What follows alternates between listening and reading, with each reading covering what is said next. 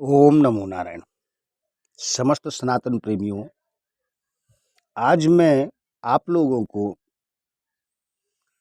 ऐसे विषय के बारे में चर्चा करना चाहता हूँ, शायद आज तक किसी ने इस बारे में चर्चा ही ना की हो, और ना व्यक्ति इस बारे में सोचता भी है।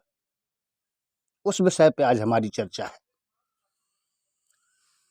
आप सभी लोग जानते हैं कि अपना भारत देश लोकतांत्रिक देश है, अर्थात वोट प्रणाली के आधार पर चुनाव होते हैं। हर व्यक्ति के वोट की समान वैल्यू है। बस यही बात हमारे समझ में नहीं आई, यही मैं आप लोगों से चर्चा करना चाहता हूं। आइए विषय पर चलते हैं। वर्तमान राजनीति जो आजकल चल रही है, संघर्ष पैदा करने वाली है, एक दूसरे को लड़ाने में लगी हुई है। ये हमारे समझ में नहीं आया, सच में यही राजनीति है, या समाज में रह रहे प्रत्येक मानव का भला किस प्रकार हो, उसके लिए राजनीति की जाती है। यह आप लोगों को समझना है और विचार करना है, सोचना है। वर्तमान राजनीति संघर्ष पैदा करने वाली है। हम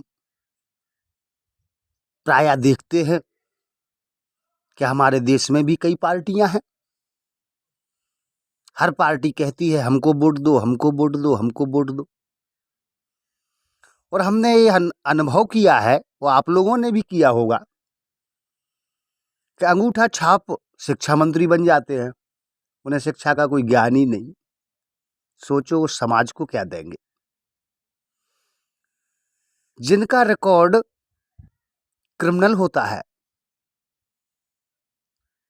वह कानून मंत्री बन जाते हैं, जेल मंत्री बन जाते हैं। जो स्वयं क्रिमिनल होगा वह कैसे विचार रखेगा, यह आप लोग सोचिए। यही सब मैंने सोचा। तब हमारे मन में विचार आया कि इस विषय पर मैं कुछ कहूं। आज मैं इसी विषय पर कुछ कहने जा रहा हूं, सो ध्यान से सुनना, सोचना, समझना, फिर भविष्य में निर्णय लेना। वर्तमान राजनीति संघर्ष पैदा करने वाली है। प्रत्येक राजनेता कहने लगता है हमें वोट दो, दूसरी पार्टी आके कहने लगती है उनको वोट मत दो, हमें वोट दो। जबकि हम और आप जानते हैं कि जो नेता वोट मांगने आए हैं उनके ऊपर 50-50 केस चल रहे हैं। समझना और सोचना, इसमें संघर्ष पैदा होता है। मुझको लगता है, और हमारे एक संत हुए हैं स्वामी राम सुखदास जी महाराज, उन्होंने भी इन्हीं विचारों को रखा है। वो कहते हैं वोट प्रणाली जो बनाई गई है, उसे उन्होंने अपने शब्दों में इस प्रकार कहा है, वोट प्रणाली में मूर्खता की प्रधानता है। जो वोट प्रणाली है, समझदारों की व्यवस्था नहीं है, मूर्खता की प्रधानता है। समझना कैसे? जिस समाज में मूर्खों की प्रधानता होती है, वहीं वोट प्रणाली लागू की जाती है। सोचना, हमारी बात पर विचार करना। महात्मा गांधी का भी एक वोट और भेड़ चराने वाले का भी एक वोट, सज्जन पुरुष का भी एक वोट और दुष्ट पुरुष का भी एक वोट। यह समानता मूर्खों में ही होती है। जैसे हमने अपने प्राइमरी शिक्षा में पढ़ा होगा, एक पाठ आता था अंधेर नगरी चौपट राजा। उसमें प्रत्येक चीज का समान रेट था। सोना खरीदो तो टका सिर, दूध लो तो टका सिर, जलेबी लो तो टका सिर।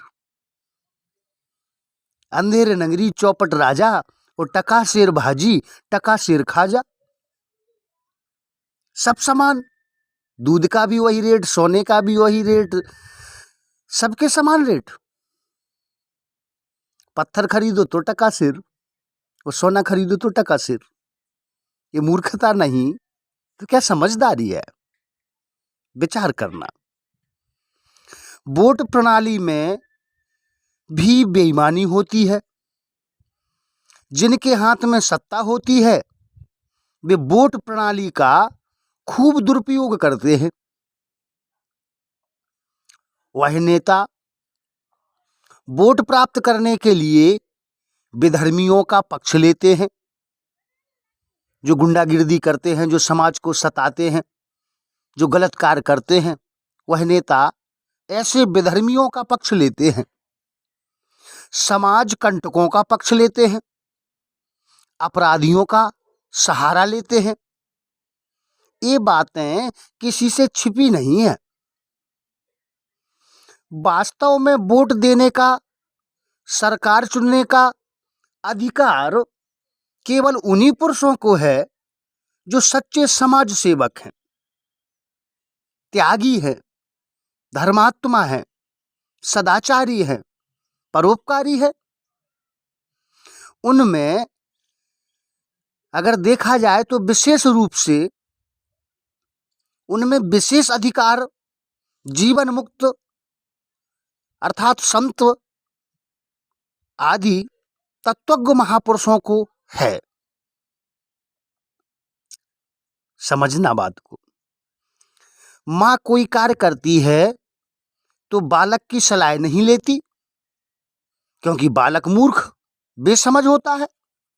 आपने देखा होगा कि जो बच्चे होते हैं वो तो अग्नि रखी हो उसको भी उठाना चाहते हैं, जहर है उसे भी पीना चाहते हैं। उन्हें इतनी अक्ल नहीं होती है।